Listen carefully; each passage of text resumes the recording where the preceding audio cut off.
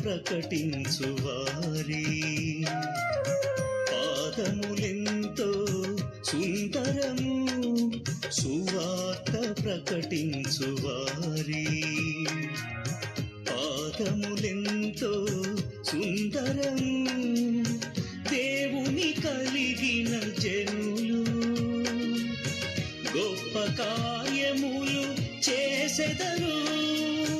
దేవుని కలిగిన జనులు గొప్ప కార్యములు చేసెదరు.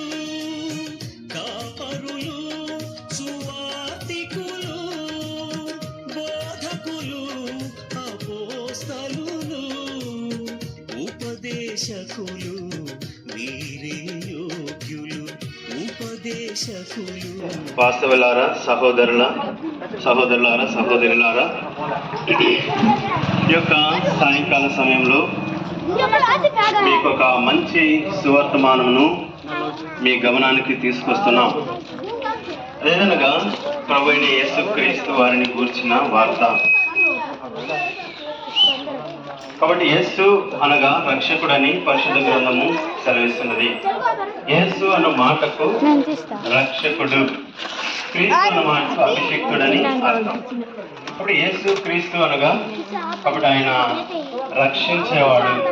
కాబట్టి ఆయన ఇంతకుముందు పాట పాడుకుంటూ వచ్చిన ఎవరో తెలుసా యేసు.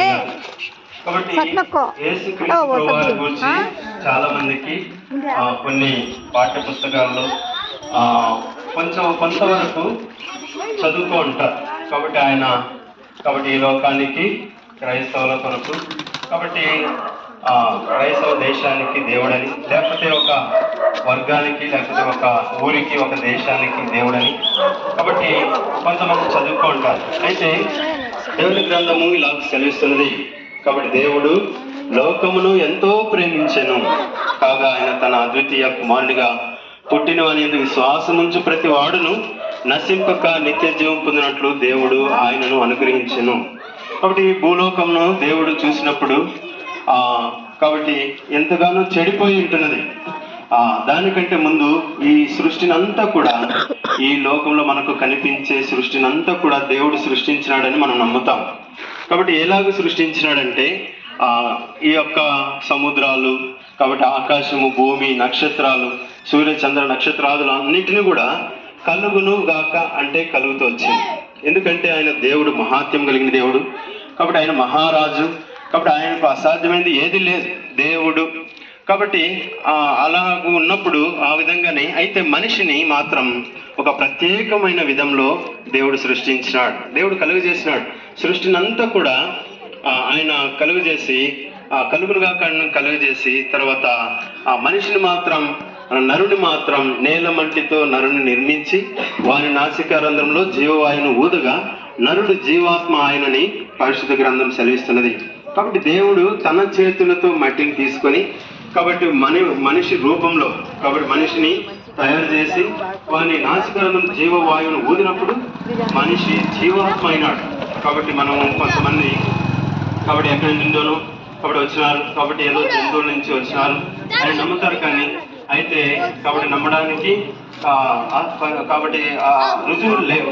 అయితే దేవుడే తన రూపంలో మానవుని సృజించి కాబట్టి ఆ విధంగా తనకు తోడుగా ఉండాలని ఒక వ్యక్తిని కాబట్టి ఒక స్త్రీని కూడా నిర్మించినాడు. కాబట్టి చేస్తూ వచ్చినాడు. కాబట్టి చేసిన తర్వాత అలాగూ వాళ్ళ ఇద్దరి ద్వారా ఈ ప్రపంచంలో ఉన్న మనుషులందరూ కాబట్టి అందరూ కూడా ఎవరి ద్వారా వచ్చారంటే ఒక ఇద్దరు వ్యక్తుల ద్వారానే. ఒకేసారి 100 మందో లేకపోతే 10,000 మందో 1,00,000 మందినో దేవుడు సృష్టించలేదు. కాబట్టి ఇద్దరిని మాత్రమే సృష్టించినాడు. కాబట్టి ఈ లోకంలోని భేదాలు, కాబట్టి మీరని, మేమని, వాళ్ళని, వీళ్ళని, ఉన్నవాళ్ళని, లేని వారని, కాబట్టి ఆ దేశం వాళ్ళని, ఈ దేశం అందరినీ కూడా ప్రపంచంలో ఉన్న ప్రతి వ్యక్తిని కూడా దేవుడే సృష్టించినాడు. కాబట్టి ఇద్దరు వ్యక్తుల ద్వారానే దేవుడు మనుషులందరినీ కలుగజేస్తూ వచ్చినాడు అని మనం నమ్మవచ్చు. అయితే మనుషులు ఏం చేస్తున్నారు? సృష్టించిన దేవునికి విరోధంగా పాపం చేస్తూ వచ్చినారు. కాబట్టి ఏది చేయకూడదో అది చేస్తూ వచ్చినారు. కాబట్టి పాపం అనగా ఆజ్ఞాతిక్రమమే పాపమని పరిశుద్ధ లేఖన భాగంలో సెలవిస్తున్నాయి. కాబట్టి ఆజ్ఞను అతిక్రమించడమే, చేయొద్దన్న దానిని చేయడమే పాపం. కాబట్టి ఏది చేయకూడదో దానిని చేయడమే పాపం. కాబట్టి ఆ విధంగా మానవుడు దేవునికి విరోధంగా పాపం చేసి దేవుడు అనుగ్రహించి మహిమను పొందలేకపోతూ వచ్చినాడు. కాబట్టి అయితే దేవుని కోపము మనుషుల మీద రగులుకుంటూ వచ్చింది.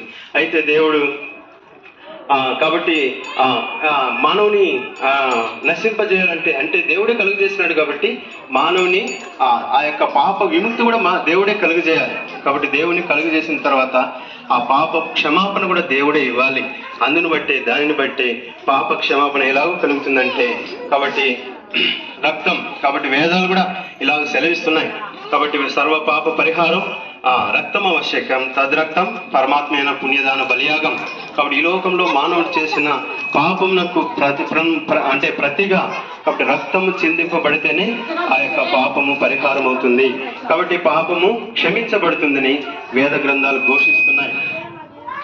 అయితే ఎవరి రక్తం చిందింపబడాలంటే కాబట్టి కోడెల రక్తం కాదు, కాకపోతే పశువుల రక్తం కాదు, కానీ ఆ దేవుడే రక్తం చిందిస్తే తప్ప మానవ యొక్క పాపము కాబట్టి పరిహరింపబడదు. కాబట్టి అందుకోసమే కాబట్టి ఈ లోకంలో పాపం పోవాలంటే కొన్ని ఎన్నో దానాలు చేస్తారు, దాన ధర్మాలు చేస్తారు, మంచి పనులు చేస్తారు. అయితే పాపం పోతుందా అంటే పాపం ఏమాత్రం పోదు. కాబట్టి వారి క్రియలు చెడ్డవైనందున అని రాయబడుతూ వచ్చింది. వారి క్రియలు, వారి ఆలోచనలు, కాబట్టి వారి యొక్క తలంపులు, ఊహలు కేవలం చెడ్డవని పరిశుద్ధ గ్రంథంలో రాయబడుతూ వచ్చింది. కాబట్టి ఆ యొక్క పాపం పోవాలంటే యేసుక్రీస్తు ప్రభువారు ఈ లోకానికి 2000